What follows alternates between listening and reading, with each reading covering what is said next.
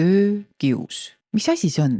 Töökius. Töökius pole lihtsalt mingi konflikt või erimeelsus töö juures. See on midagi enamat. Töökius on korduv või süstemaatiline ebameeldival ja alandaval viisil kohtlemine ja seda nii, et töötajal endal on ennast raske selle vastu kaitsta. Kahjuks pole töökius haruldane nähtus ning kahjuks ei kipu töötajad ka töökiusu eest hiljem tööandjalt kompensatsiooni küsima. Tööinspektsiooni eelmise aasta ülevaade näitab, et paljudest asjadest, mis jõudsid töövaidluskomisjoni, kumas läbi töökiusu muster, aga samas töötaja ei esitanud töövaidluskomisjonile nõuet seoses tööandja poolt tekitatud vaimse kahjuga.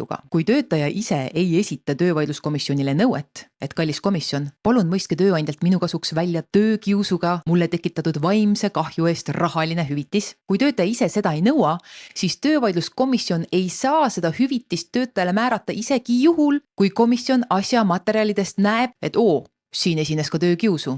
Töötaja peab seda ise nõudma. Seetõttu on väga oluline, et iga jumala töötaja Eestis teaks, mis asi on töökius ning seda, et töökiusu korral saab töötaja nõuda tööandjalt esiteks, et tööandja tegeleks olukorraga, aga kui tööandja ei tegele olukorraga, siis saab nõuda ka tööandjalt rahalist hüvitist töökiusuga tekitatud vaimse kahju eest. Need kahjuhüvitised pole loomulikult teab mis ulmesummad, aga abiks ikka. Kuidas aru saada, kas sinu suhtes on toime pandud töökiusu? Praktikas on töökiusuks peetud näiteks pidevat mikromanageerimist ning liigset kontrolli või pidevalt töötaja töösse sekkumist, süstemaatiliselt väikeste detailide kallal norimist ning pidevat põhjendamatut kriitikat. Töökiusuks on peetud ka seda, kui tööandja levitab töökohast töötaja kohta valeväiteid või lubab teistel seda teha, näiteks väidab või laseb teistel väita, et töötaja on varguse toime pannud või muul viisil oma töökohustusi oluliselt rikkunud. Kuid oluline märksõna kõige selle juures on tõendid. Olulised on tõendid, mitte tunded. Kui sa tunned, et sinu suhtes on võib-olla toime pandud töökiusu, siis sa pead asuma koguma tõendeid. Dokumenteeri kõik probleemsed episoodid, kes, kus, mida, millal. Näiteks ainuüksi väitest, et kogu osakond kiusas ühte töötajat, ei piisa selleks, et töövaidluskomisjon